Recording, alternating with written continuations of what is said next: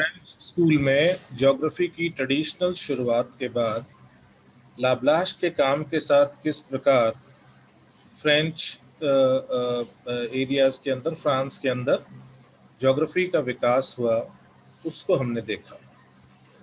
अब लाब्लाश के बाद कौन कौन अन्य महत्वपूर्ण विद्वान इस धारा में जिन्होंने कंट्रीब्यूट किया, उनकी चर्चा अब हम करेंगे।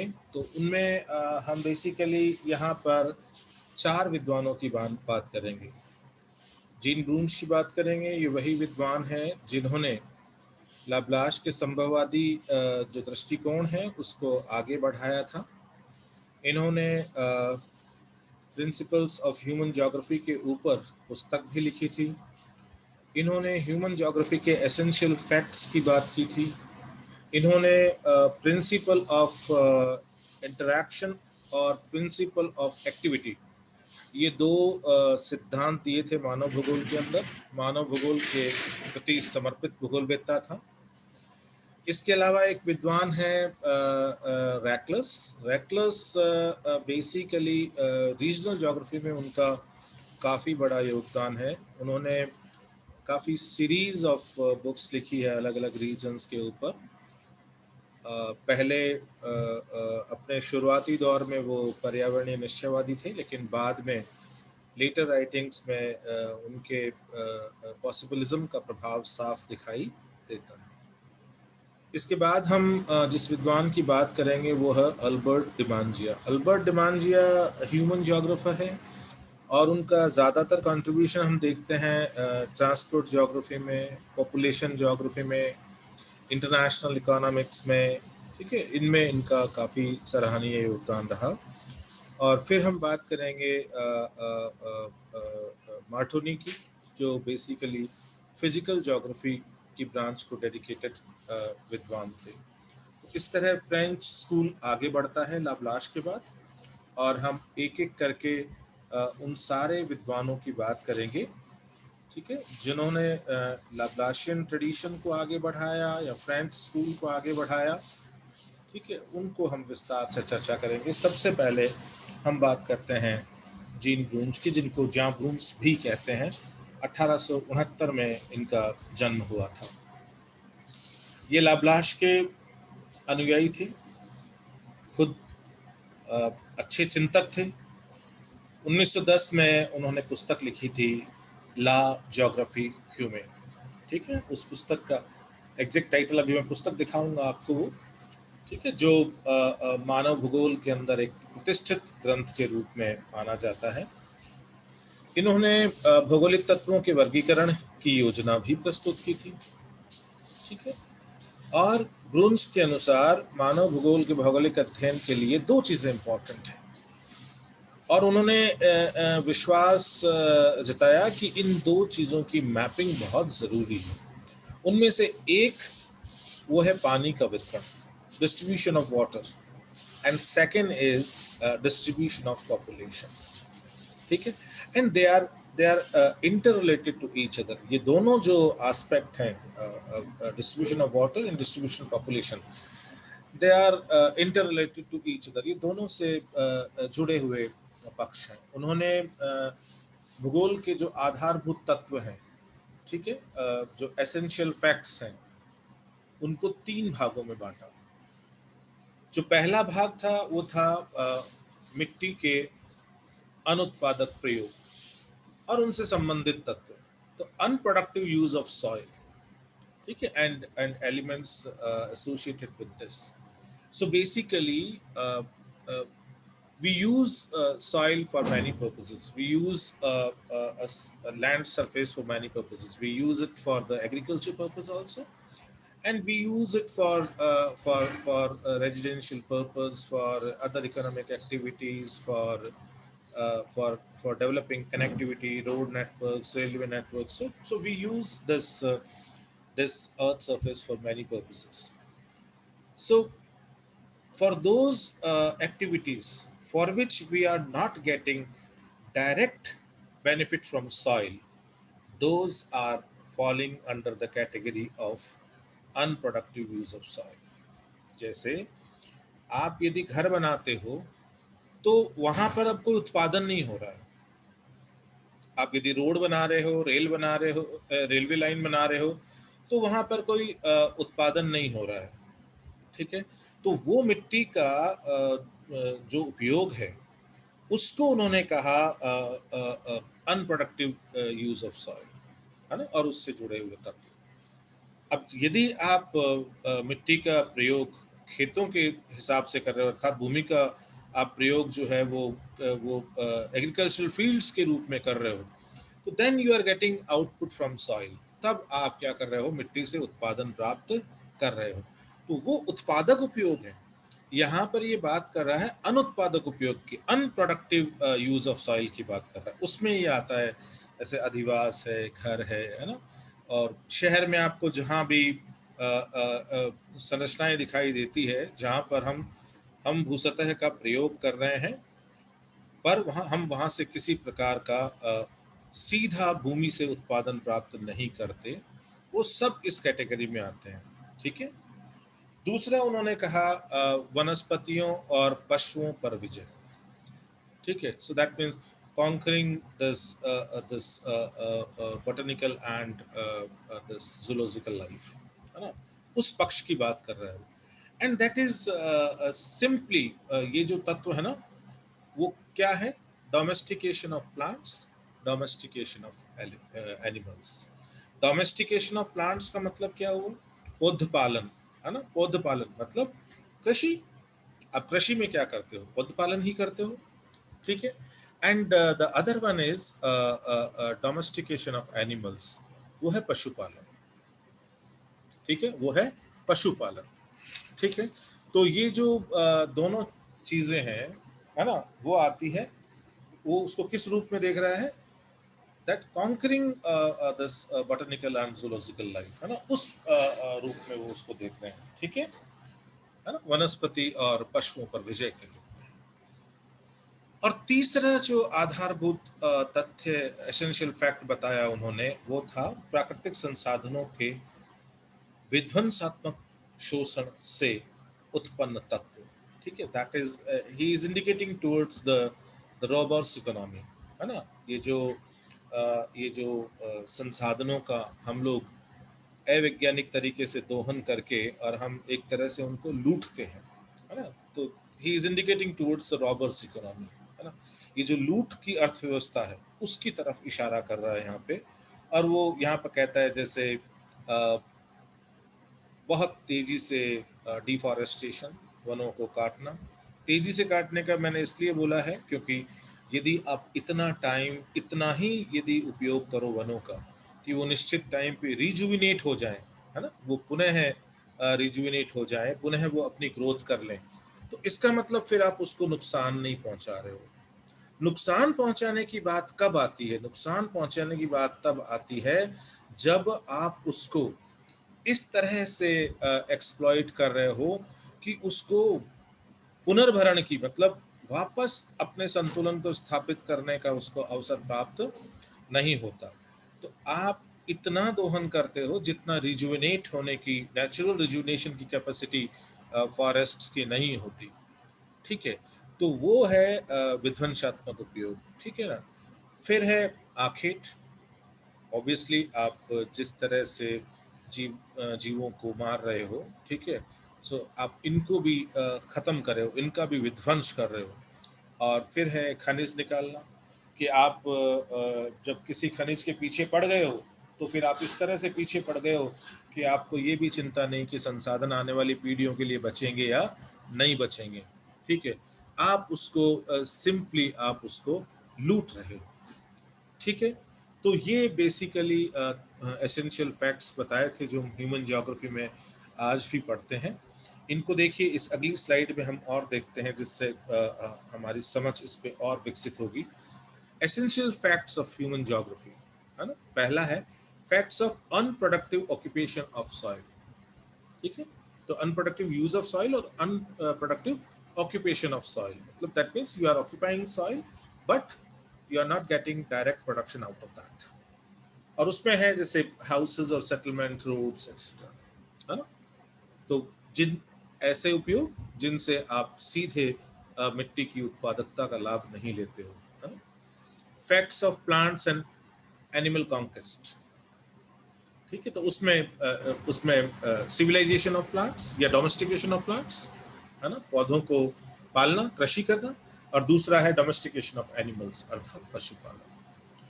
तीसरा है फैक्ट्स ऑफ डिस्ट्रक्टिव एक्सप्लॉयटेशन, विध्वंसात्मक जो उपयोग है ना, उसकी बात की है। तो प्लांट्स एंड एनिमल डेवास्टेशन, इसके अंदर आता है डिफॉरेस्टेशन और हंटिंग, ठीक है।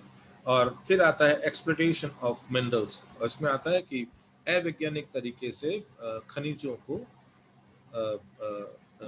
दोहित करना, उनका दोहन करना, ठीक है। अब हम बात करते हैं दो जो प्रिंसिपल्स दिए थे जीन बुन्श ने, बहुत इंपॉर्टेंट है हमारे लिए। उसमें से एक प्रिंसिपल है, that is principal of interaction, है ना, प्रिंसिपल ऑफ इंटरैक्शन, ठीक है।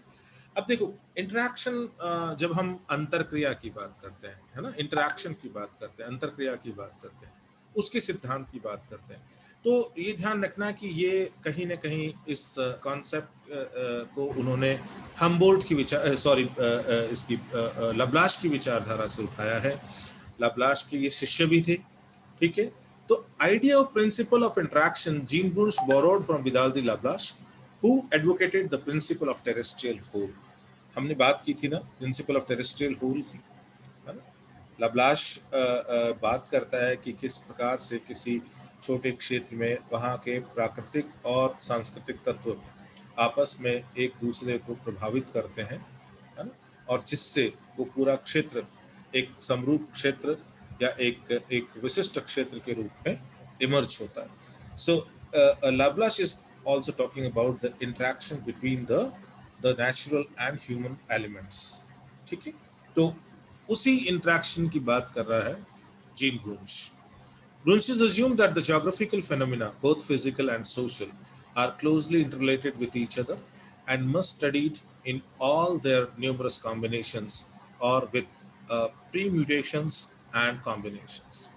और यही आपको ध्यान होगा, कल हमने चर्चा की थी समन्वित उपागम की, बार बार हमने इस बात का जिक्र किया था जब हम लाब्लाश कर रहे थे कि उसने रीजनल ज्योग्राफी में समन्वित उपागम के साथ आगे बढ़ने की बात की, along with historical approach and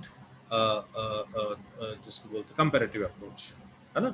तो तीन अप्रोचेस की बात की थी हमने, one combinational approach, historical approach and comparative approach, है ना, तुलनात्मक उपागम, ठीक है। तो वो जो कॉम्बिनेशनल अप्रोच है, उस कॉम्बिनेशनल अप्रोच की ही बात यहाँ ब्रुन्स कर रहे हैं। और ब्रुन्स कह रहे हैं कि कोई भी भौगोलिक परिघटना होती है ना, कोई भी, है ना, जो ज्योग्राफिकल फेनोमेना है, ठीक है, चाहे वो भौतिक हो चाहे वो सामाजिक हो, क्योंकि हम यहाँ पर भौगोलिक परिघटना की बात कर, ज्योग्राफिकल फेनोमेना का मतलब हो भौगोलिक परिघटना, है ना। तो भौगोलिक परिघटना में दोनों शामिल होंगे, भौतिक परिघटना भी शामिल होगी और सामाजिक परिघटना या सांस्कृतिक परिघटना भी शामिल होगी, ठीक है।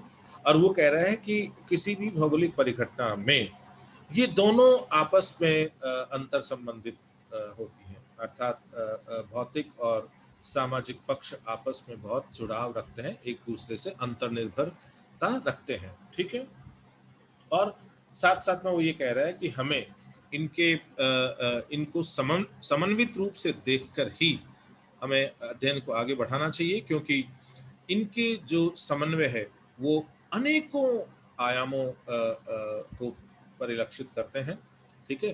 न्यूमरस कॉम्बिनेशंस पॉसिबल हैं और हमें उन कॉम्बिनेशंस की स्टडी करनी चाहिए, क्योंकि यही कॉम्बिनेशंस जो होते हैं वो किसी पर्टिकुलर रीजन में जब देखने को मिलते हैं, पूरे प्रदेश में एक रूपता में देखने को मिलते हैं, तो उसी से प्रदेश जो है वो अपना एक अलग पर्सनालिटी डायमेंशन जो है उसको प्राप्त करता है, ठीक है। The idea of terrestrial whole और terrestrial unity was the fundamental concept which later on inspired the regional synthesis। और यही आइडिया जो टेरेस्ट्रियल होल का आइडिया दिया था लब्लाश ने, उसके बाद उसी आइडिया को और आगे बढ़ाया in terms of principle of interaction gene Wunsch ने, और यही आइडिया फिर और जब मैच्योर होता है आगे जाके, तो वो रीजनल सिंथेसिस, जो प्रादेशिक संश्लेषण का उपागम है, उसके विकास के लिए हम ये कह सकते हैं कि ये उत्तरदायी है, या हम यूँ कह सकते हैं कि प्रादेशिक संश्लेषण के उपागम के विकास को इसी धारा ने इंस्पायर किया है, प्रोत्साहित किया है। जब हम उनके दूसरे सिद्धांत की बात करते हैं, प्रिंसिपल ऑफ एक्टिविटी, है ना, ठीक है, जो सक्रियता का सिद्धांत है, तो जीन ब्रून्स कहते हैं कि the physical and cultural phenomena are in a state of perpetual change. कोई भी, चाहे भौतिक परिघटना हो, चाहे सांस्कृतिक परिघटना हो, कुछ भी स्थिर नहीं है, कुछ भी स्थिर नहीं है, सतत परिवर्तन देखने को मिलता है, लगातार परिवर्तन देखने को मिलता है, ठीक है। Instead of taking them as static in the time scale, हमें इनको समय के संदर्भ में स्थायी ना मानकर गतिक रूप में देखना चाहिए, ठीक है, because these are not static, this physical as well as the cultural phenomena, these are not static, these phenomena are dynamic in nature। ये जो प्रादेशिक और जो सांस्कृतिक परिघटनाएं हैं, ये स्थिर नहीं होती, बल्कि ये समय के साथ लगातार बदलती रहती है, अतः यह प्रकृति से गतिक होती है। और उसने कहा कि he was of the opinion that everything is either growing or diminishing, कुछ भी स्थायी नहीं है, जो है या तो बढ़ रहा है या घट रहा है, एक्सपांडिंग और श्रिंकिंग, है ना, या तो फैल रहा है या सिकुड़ रहा है, ठीक है। And nothing is stable and static, कुछ भी स्थायी और स्थिर नहीं है, ठीक है। अर्थात हर जगह सक्रियता या क्रियाशीलता देखने को मिलती है, ठीक है, और उस क्रियाशीलता का परिणाम है कि कोई भी, चाहे वो भौतिक परिघटना हो, चाहे सांस्कृतिक परिघटना हो, कुछ भी स्थिर नहीं है, सतत परिवर्तनशील है, ठीक है। For example, the heights of mountain peaks, the sea level, the ice sheets, glaciers, size of valleys, delta, volcanoes, and forests are continuously changing in their shape, size, and altitude। अब देखते हैं कि हमने जितनी भी एग्जाम्पल यहाँ पे लिए हैं, आज हम कहते हैं कि एवरेस्ट की हाइट 8,848 मीटर, हो सकता है कि आज से कुछ लाखों वर्षों बाद इसमें बढ़ोतरी हमें देखने को मिले, हो सकता है कि कई करोड़ों वर्षों बाद में, यदि इन माउंटेन्स में रेट ऑफ अपलिफ्टमेंट से रेट ऑफ इरोजन ज़्यादा हो जाएगा, और ये धीरे धीरे ये इनकी जो निरपेक्ष ऊंचाई है वो कम होने लगेगी, तो फिर वो वापस बदल जाएगा, कुछ भी स्थिर नहीं है। और आज जहाँ एवरेस्ट है, वहाँ पर भी भूगर्भिक इतिहास में जाके देखें तो वहाँ पर बहुत ऊंचे पर्वत नहीं पाए जाते। सी लेवल चेंजेस की बात हम लगातार करते रहते हैं ओशनोग्राफी में, ठीक है, जियोमोफोलॉजी में भी हम उसकी बात करते हैं। वैली साइज कंटिन्यूअस कोई भी वैली होती है, उसके अंदर रिवर एक्शन जो है वो लगातार होता रहता है, और उस रिवर एक्शन से ऑल्ट्रेशंस होते रहते हैं। वैली स्थायी नहीं होती। ये हो सकता है क्योंकि हमारा जीवन काल बहुत छोटा होता है, ठीक है। आप यदि पृथ्वी के जीवन की बात करें, यदि पृथ्वी की भूगर्भिक इतिहास की बात करें, ठीक है, और मानव जीवन की बात करें, तो मानव जीवन उसके सामने क्षण भर है। हमें हो सकता है कि ये देखने में ऐसा लगता है कि चीज़ें स्थिर है, लेकिन वास्तव में स्थिर नहीं है। और यही नहीं, ये तो फिजिकल फेनोमेना की बात है, even the human aspects, societal aspects, cultural aspects, those are also not static। और आप देख ही रहे हो ना, आज से 100 साल पहले हमारा ही जो हमारे चारों तरफ के वातावरण के साथ में जो संबंध था, जिस तरह की इंटरडिपेंडेंस थी मैन और एनवायरनमेंट की एक दूसरे के ऊपर, now we are having some shifting in that also, है ना। उसमें भी हम देखते हैं कि कुछ हमें वहाँ पर बदलाव दिखाई देता है। तो यही क्रियाशीलता का सिद्धांत है जीन ब्रून्स का, कि पृथ्वी पर कुछ भी स्थिर नहीं है, चाहे वो भौतिक हो चाहे सांस्कृतिक, ठीक है। चीज़ें लगातार परिवर्तनशील है और लगातार बदलती रहती है। अब देखिए, ये जीन ब्रून्स जो था फ्रेंच जोग्राफर था, ये तो हम देख ही रहे हैं, ब्लास का शिष्य था, ठीक है। And he tried to identify the scope and method of human geography. ये लाइन यहाँ इंपॉर्टेंट है, हालांकि इसकी चर्चा मैंने पहले भी की थी, क्योंकि वो जो किताब लिख रहा है, human geography an attempt at a positive classification principles and examples, ठीक है। ये पूरा टाइटल है इस किताब का, ठीक है। Human geography an attempt at A positive classification principles and examples. तो इस पुस्तक में वो कोशिश कर रहा है आइडेंटिफाई करने की, किसको, scope and method of human geography, ठीक है। मानव भूगोल की विषय वस्तु का दायरा क्या है, ठीक, और उसको पढ़ने का की विधा क्या है, उसको आइडेंटिफाई करने की कोशिश कर रहा है। और यही कारण है क्योंकि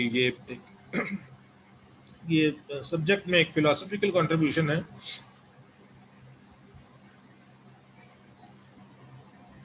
और ह्यूमन ज्योग्राफी की जो नींव है उसको और मजबूत करता है, ठीक है। तो इस प्रकार हम देखते हैं।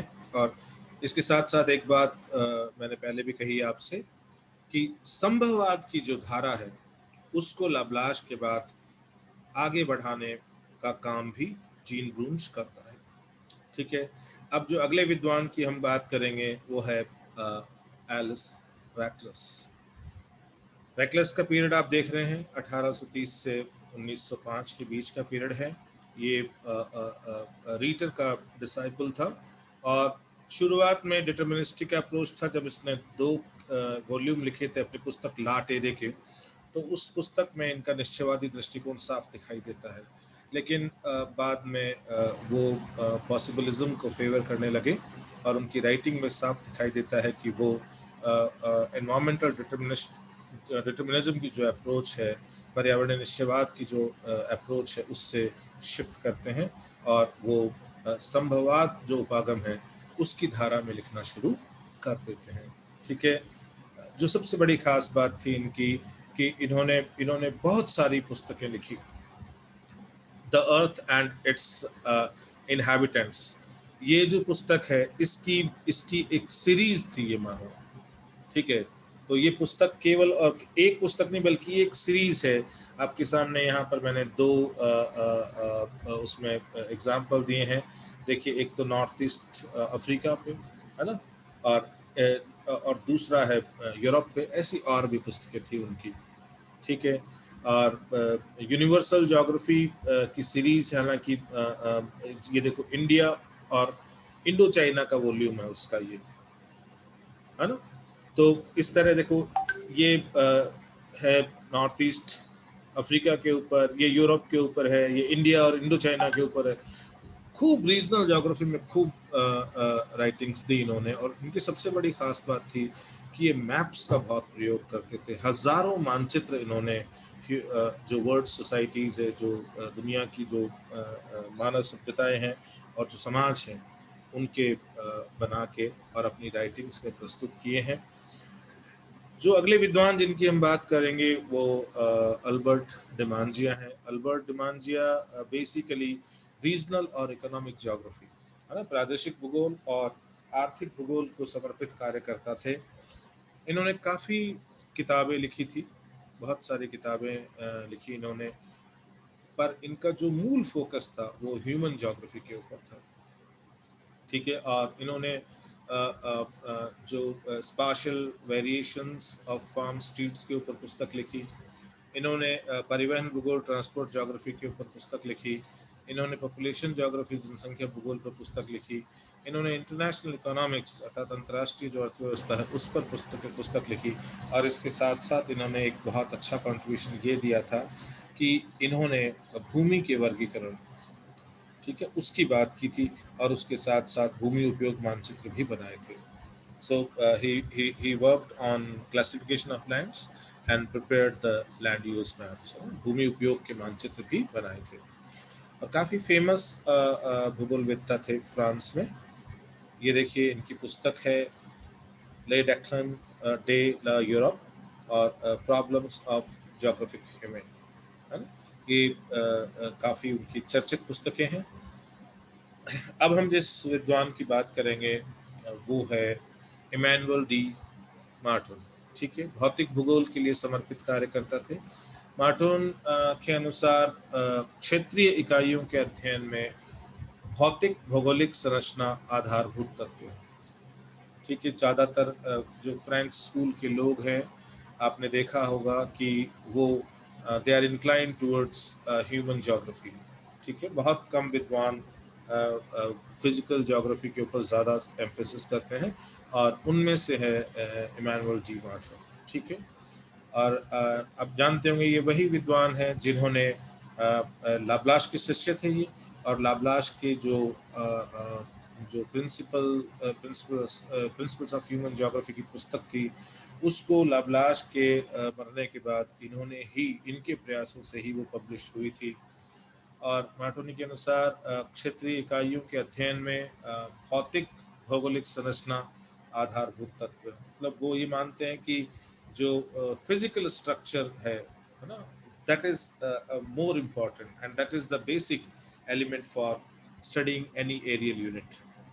और किसी स्थान के भौतिक भूगोल की सम्यक व्याख्या, मतलब उसकी पूरी आप यदि कोई भी स्थान है जिसको आप अध्ययन के लिए चुन रहे हो, है ना, कोई भी रीजन, ठीक है, तो उसकी जो फिजिकल ज्योग्राफी है उसका डिटेल्ड डिस्क्रिप्शन होना चाहिए।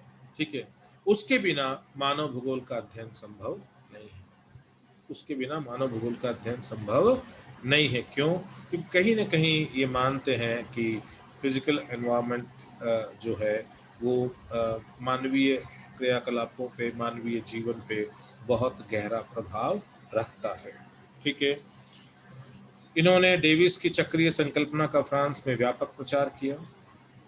ठीक है, और उनके द्वारा 1927 में प्रस्तावित शुष्कता सूचकांक के आधार पर मरुस्थलों के निर्धारण की विधि जलवायु विज्ञान के क्षेत्र में महत्वपूर्ण उपलब्धि मानी जाती है। ठीक है, हम आज भी जानते हैं कि जो लोग जैसे हम किसी से बात करें कि भाई बताइए कि रेगिस्तानी जो पार्ट है, ठीक है, उसकी जो क्लाइमेटिक कंडीशंस हैं उनमें सबसे प्राइमरी कंडीशन क्या होती है जिसके आधार पे हम ये तय करते हैं कि भाई कौन सी जोन एरिड होगी, कौन सी सेमी एरिड होगी, अर्थात कौन सा क्षेत्र मरुस्थलीय है, कौन सा क्षेत्र अर्ध मरुस्थलीय है ना। ठीक है, तो हम ये देखते हैं कि जैसे हम अक्सर स्टूडेंट से पूछते हैं कि राजस्थान के मान लीजिए पश्चिमी किनारे पर आप देखते हो पश्चिमी भाग में मरुस्थलीय भाग है, वहाँ पर ऊंचे तापमान क्यों पाए जाते हैं। ठीक है, तो जवाब ये होता है कि भाई वहाँ की जो मिट्टी के प्रकार हैं, ठीक है, या उस सूरज का कर्क रेखा के ऊपर क्या के ऊपर ग्रीष्म ऋतु में चमकना और इस तरह के एग्जाम्पल्स आते हैं। लेकिन जो वास्तविकता है, जो जो पश्चिमी राजस्थान को मरुस्थल बनाती है वो जो है वो है शुष्कता की कोटि। ठीक है, आप कोई भी मरुस्थल, चाहे ठंडे मरुस्थल की बात करें चाहे गर्म मरुस्थल की बात करें, आपको मरुस्थल और वहाँ पर मरुस्थलीय दशाओं की तीव्रता, ठीक है, इसके निर्धारण के लिए अनिवार्यतः है आपको वहाँ की जो लेवल ऑफ एरिडिटी है, वहाँ की जो शुष्कता की कोटि है, शुष्कता का स्तर है, उसका अध्ययन करना जरूरी होता है। और ये बात 1927 में प्रस्तुत करने वाला जो विद्वान है वो इमैनुअल डी मार्टन है। ठीक है, तो एरिडिटी इंडेक्स जो है ये बहुत इंपॉर्टेंट कंट्रीब्यूशन है उनका। ठीक है, जिससे कि हम मरुस्थलीय जो क्षेत्र है उनका निर्धारण कर सकते हैं। अब देखिए उन्होंने भौतिक भूगोल के संदर्भ में कई क्षेत्रों का अध्ययन भी किया था। ठीक है, हालांकि उनका फोकस, उन्होंने जो रीजनल स्टडीज़ की थी, उन रीजनल स्टडीज़ के अंदर उन्होंने भौतिक तत्वों का अध्ययन किया था। जैसे उन्होंने जो मध्य यूरोप है, सेंट्रल यूरोप, उसकी भौतिक भूगोल पर खूब लिखा, फ्रांस के भौतिक भूगोल पर खूब लिखा, कार्पेथियन पर्वतों के भौतिक भूगोल पर लिखा, ठीक है। और इसके साथ साथ ये वो विद्वान था जिसने आल्प्स जो पर्वत हैं, आल्प्स पर्वत जो हिमालय के ही काल के हैं, इन पर्वतों के अंदर जो हिमनद अपर्दन है ना, जो ग्लेशियल इरोजन है, उसके ऊपर भी इन्होंने काम किया था। तो इस तरह से हम देखते हैं कि किस प्रकार से फ्रांस के अंदर शुरुआती विकास होता है भूगोल का, और उसके बाद में वो बहुत तेजी पकड़ता है लाब्लाश के काम के साथ में। और किस तरह लाब्लाश के बाद ये विद्वान जो हैं जिनकी चर्चा हमने अभी की, ये फ्रांस में भूगोल के अध्ययन अध्यापन की धारा को आगे बढ़ाते हैं, ठीक है। तो इस तरह फ्रेंच स्कूल जो है वो एक एक एक बहुत बेहतरीन तरीके से जोग्राफिकल ट्रेडिशन को आगे बढ़ाने के लिए स्थापित हो जाता है। फ्रांस के अनेकों विश्वविद्यालयों में भूगोल के जो डिपार्टमेंट्स है वो खुल जाते हैं, और उसके बाद आधुनिक काल में लगातार वहाँ भूगोल का विकास देखने को मिलता है।